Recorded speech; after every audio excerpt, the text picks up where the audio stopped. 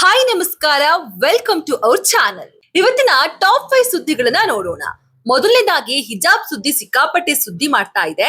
2022ರಲ್ಲಿ BJP ಸರ್ಕಾರ ನೀಡಿದ್ದ ಹಿಜಾಬ್ ರದ್ದಿನ ಆದೇಶವನ್ನ ರಾಜ್ಯ ಸರ್ಕಾರ ವಾಪಸ್ ಪಡೆದಿದೆ ಹಾಗೂ ಕೇಸರಿ ಶಾಲ್ಗೆ ನಿಷೇಧವನ್ನ ಹೇರಿದೆ. ಇದಕ್ಕೆ ಬಿಜೆಪಿ ಕೆಂಡಾಮಂಡಲ ಆಗಿದೆ. ಟಾಪ್ 2 ಸುದ್ದಿ. ತೈಲ ಉಳಿಸುವ ಸಲುವಾಗಿ ದೆಹಲಿಯಲ್ಲಿ ಸರ್ಕಾರಿ ನೌಕರರಿಗೆ ವಾರಕ್ಕೆ 2 ದಿನ ವರ್ಕ್ ಫ್ರಮ್ ಹೋಮ್ ನ ನೀಡಲಾಗಿದೆ. 6 ತಿಂಗಳು ಹೊಸ ವಾಹನ ಖರೀದಿ ಮಾಡುವಂತಿಲ್ಲ, ಹೀಗಂತ ದೆಹಲಿ ಸಿಎಂ ರೇಖಾ ಗುಪ್ತಾ ಅವರು ಹೇಳಿದ್ದಾರೆ. ಮೂರನೇದಾಗಿ, ಕರ್ನಾಟಕ ಸೇರಿ ಮೇ 30ರಿಂದ 16 ರಾಜ್ಯಗಳು 3 ಕೇಂದ್ರಾಡಳಿತ ಪ್ರದೇಶಗಳಲ್ಲಿ ಮತದಾರರ ಪಟ್ಟಿ ವಿಶೇಷ ಪರಿಷ್ಕರಣೆ ನಡೆಸಲಿದೆ, ಹೀಗಂತ ಚುನಾವಣಾ ಆಯೋಗದವರು ಹೇಳಿದ್ದಾರೆ. ಟಾಪ್ 4 ಸುದ್ದಿ. ಕೇರಳದ ಸಿಎಂ ಸಸ್ಪೆನ್ಸ್ಗೆ ಕೊನೆಗೂ ಕೂಡ ತೆರೆ ಬಿದ್ದಿದೆ. ಇದೀಗ ಕೇರಳಕ್ಕೆ ನೂತನ ಸಿಎಂ ಸಿಕ್ಕಿದ್ದಾರೆ. ಕೇರಳದ ನೂತನ ಸಿಎಂ ಆಗಿ ವಿ.ಡಿ. ಸತೀಶನ್ ಅವರು ಆಯ್ಕೆಯಾಗಿದ್ದಾರೆ. ಕೊನೆಯ ಟಾಪ್ 5 ಸುದ್ದಿ. ಗ್ರಾಹಕರಿಗೆ ಶಾಕ್ ನೀಡಿದೆ ಈ ಸುದ್ದಿ.